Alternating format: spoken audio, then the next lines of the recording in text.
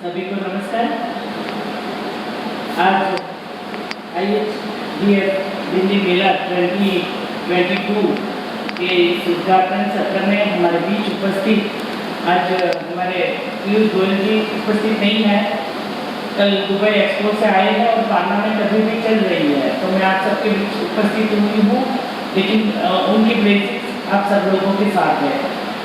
शांतनु जी, राजकुमार मल्होत्रा जी, दिलीप राय जी, कमल जी और राकेश कुमार जी ने अभी आप सबको बहुत सारी बातें बताई। सभी एग्जिबिटर्स, एक्सपर्टर्स और प्रेस मीडिया के प्रतिनिधि भाई और बहनों, ये जो 53 IHDF दिल्ली मेला 2 साल के बाद हुआ है, वो ऐसे समय में हुआ है जब हमारे प्रधानमंत्री जी ने हम सबको आज़ादी के अमृत महोत्सव के लिए कहीं न कहीं संकल्प दिलवाया है। ये आज़ादी के अमृत महोत्सव का साल है, हमें आज़ादी मिले हुए 75 साल हुए हैं। ऐसे साल में ये मेला बहुत अपने आप में एक मापदंड होगा जो हमारी चीज़ें भारत से बाहर जाएगी और मेक इन इंडिया, आत्मनिर्भर भारत की ओर आगे बढ़ते हुए हम ग्लोबल मार्केट को कैच करेंगे। और इसी के लिए आप सब यहाँ इकट्ठा हुए हैं। अभी आप सभी को मैं मेरी शुभकामना देती हूँ। ये जो बाहर के लिए ये विश्व भर के हैं, इसलिए वन स्टॉप सोर्सिंग डेस्टिनेशन बन गया है।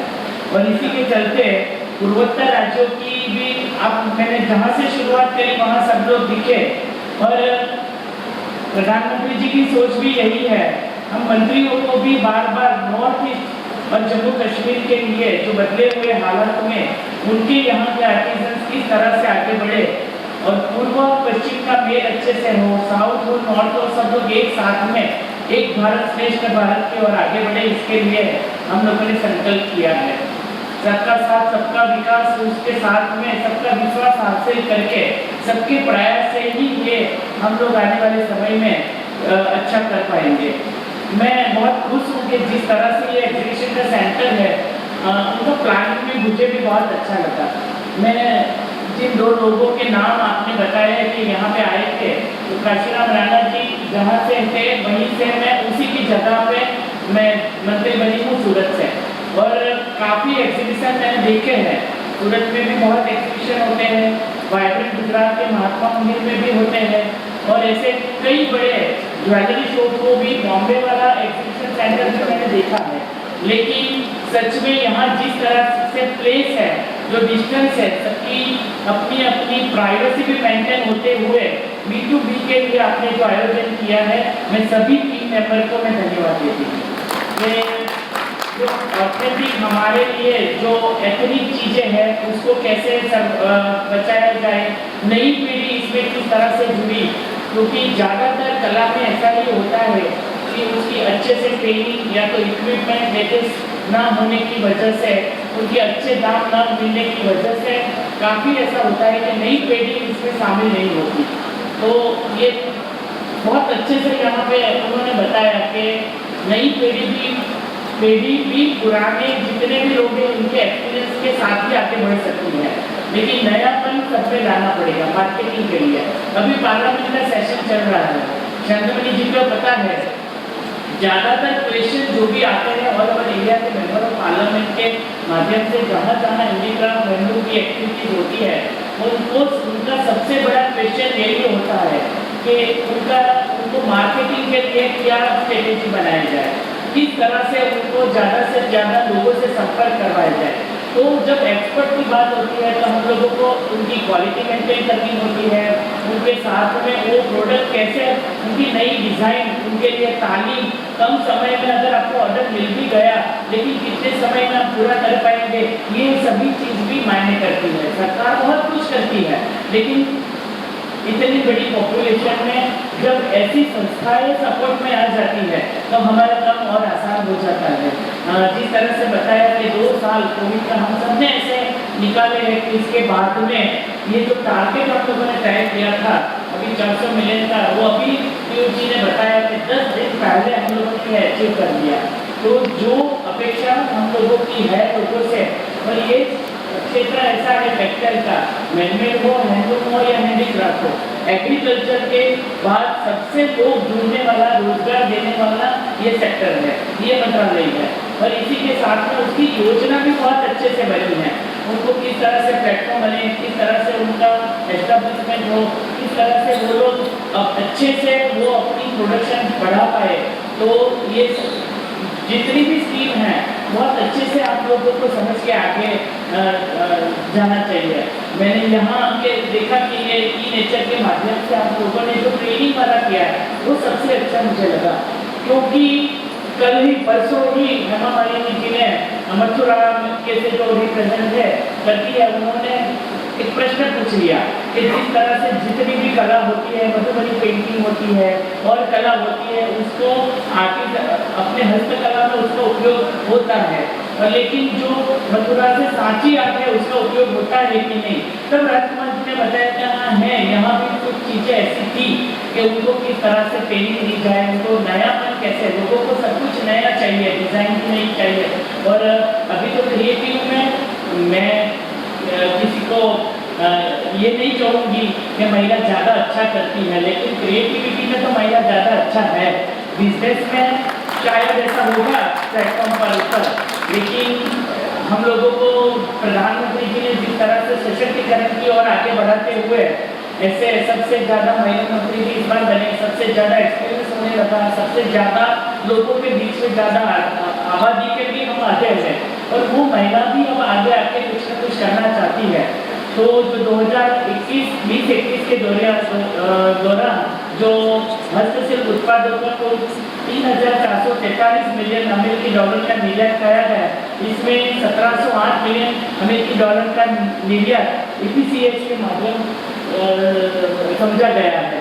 मुझे यह घोषणा करते हुए भी खुशी हो रही है कि 2021-22 के लिए माननीय प्रधानमंत्री श्री द्वारा निर्यात जो मैंने बताया कि 400 बिलियन अमेरिकी डॉलर के महत्वाकांक्षी मर्चेंडाइज निर्यात को लक्ष्य को पार करने के लिए हैंडलूम हैंडीक्राफ्ट के निर्यात में जो कारपेट को छोड़ के जो निर्यात निर्धारित लक्ष्य था 2,244 मिलियन अमेरिकी डॉलर का, वो फरवरी 2022 तक 85% हम लोगों ने प्राप्त कर लिया है।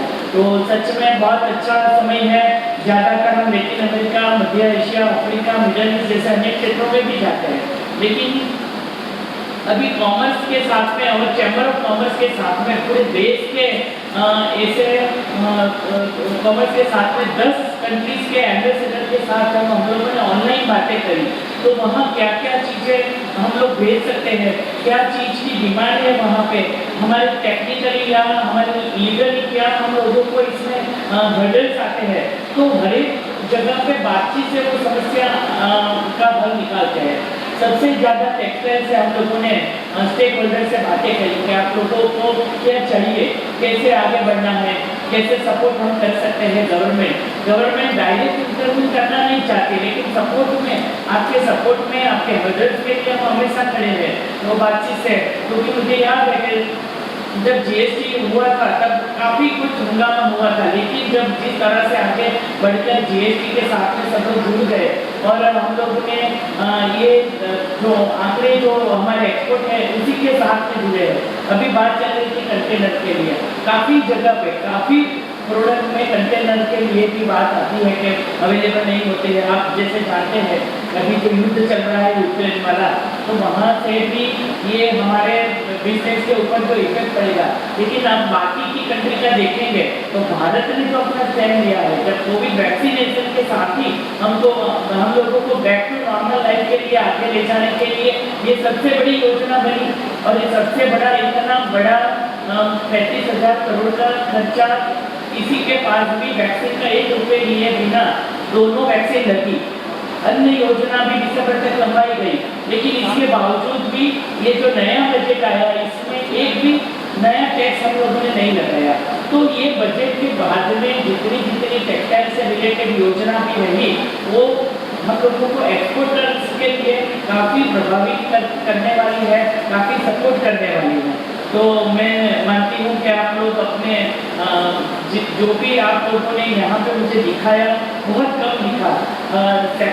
जो सेक्शन अलग अलग करे हैं वो भी काफ़ी अच्छे हैं, कंपटीशन भी अच्छी है, क्या अच्छा है क्या बुरा है, लेकिन अपने अपने नसीब का जो भी है वो सब लोग कमाएंगे। लेकिन जितना नयापन करेंगे, जितने नए आइडियाज लगाएंगे, लोगों को वही अच्छा लगेगा। तो क्रिएटिविटी के साथ में, उसको स्किल ट्रेनिंग के साथ में, क्योंकि सभी में स्किल चाहिए। हम लोगों को जो इक्विपमेंट ज़्यादा होता है, मैं एक सामान्य फोटोग्राफर की लड़की हूँ, पता है मुझे जब पहले के ज़माने में लोग स्टूडियो में फोटो निकालने के लिए आता है, और अब तो सबके हाथ में मोबाइल है। अगर हम लोगों को बिजनेस को आगे बढ़ाना है तो उसको किस तरह से नए पन में आगे ले जाना है वो सोचना ही पड़ेगा। तो कोई भी व्यवसाय में ऐसा है, ज़्यादातर हैंडलूम हैंडीक्राफ्ट के लिए ऐसा होता है कि नई पीढ़ी ज़्यादा जल्दी आना नहीं चाहती, क्योंकि उनको लगता है कि हम लोगों को काफ़ी मेहनत करनी पड़ेगी, उनका रिवॉर्ड जो होता है शॉर्ट समय में काफ़ी कुछ लंबी छलांग लगाना है, तो इसके लिए वो सोचते नहीं हैं। लेकिन मैं चाहती हूँ कि निफ्ट के माध्यम से हम जहाँ पे भी जाते हैं, यहाँ भी स्टॉल लगे हैं नॉर्थ ईस्ट। और एक चीज़ मुझे और भी आपको बतानी है कि हम लोग एक्सेंट प्रोग्राम जरूर करें। यहाँ एक जो जैसे दिव्यांग बच्चे भी थे जिन्होंने अपनी प्रोडक्ट रखी है, तो दिव्यांग के लिए जितनी भी एक्टिविटी होती है वो सभी स्टेट में होती है, हर एक जगह पे अलग अलग से होता है।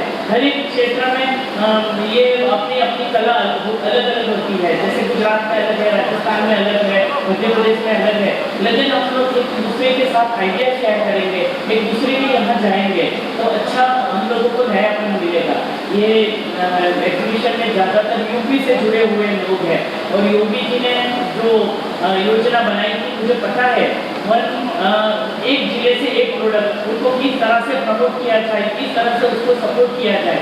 कहीं कहीं ऐसा होता है कि राज्य सरकार जो छोटे काम करने वाले लोगों को बहुत अच्छे से सपोर्ट करती है। जैसे जम्मू कश्मीर में भी है, हम लोगों ने शांतनु जी के साथ हम गए थे, तो वहाँ इतने हालात के बावजूद भी राज्य सरकार ने उन लोगों को बहुत सपोर्ट किया है।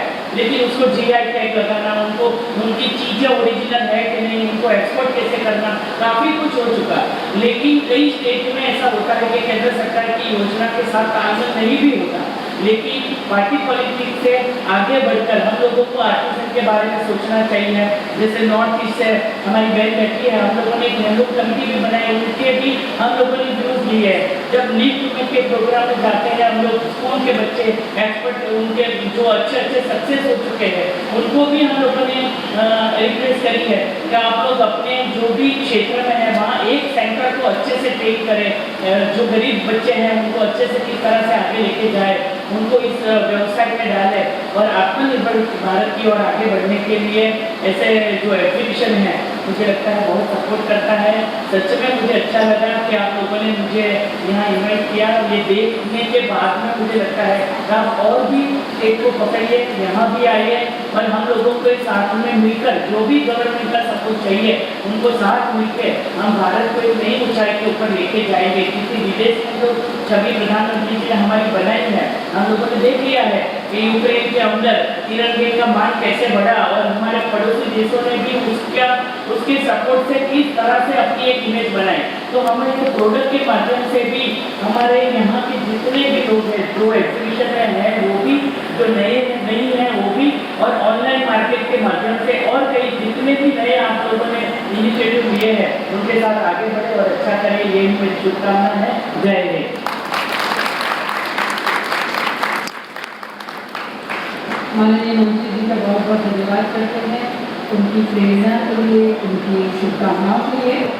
And now for the mentor may I please invite on stage Jasmina Jagyan.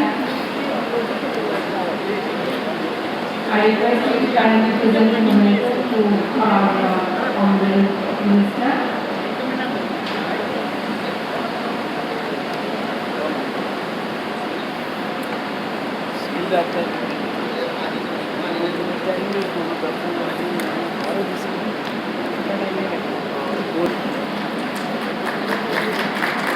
Madam की आज उपस्थिति, उनके लिए एक विशेष धन्यवाद है मैडम आपके लिए, क्योंकि आपकी कमिटमेंट की वजह से आप यहाँ पहुँचे हैं। जबकि कुछ तकनीकी खराबी की वजह से मैडम जहाँ रहती हैं वहाँ उनकी लिफ्ट खराब हो गई थी, मैडम 11वीं मंजिल पर रहती हैं, 11 मंजिल से पैदल उतर के यहाँ आई हैं और मैं उसके लिए कहता हूँ कि स्टैंडिंग ओवेशन बनता है, सब लोग खड़े होकर के मैडम के लिए जोरदार ताली बजाएं।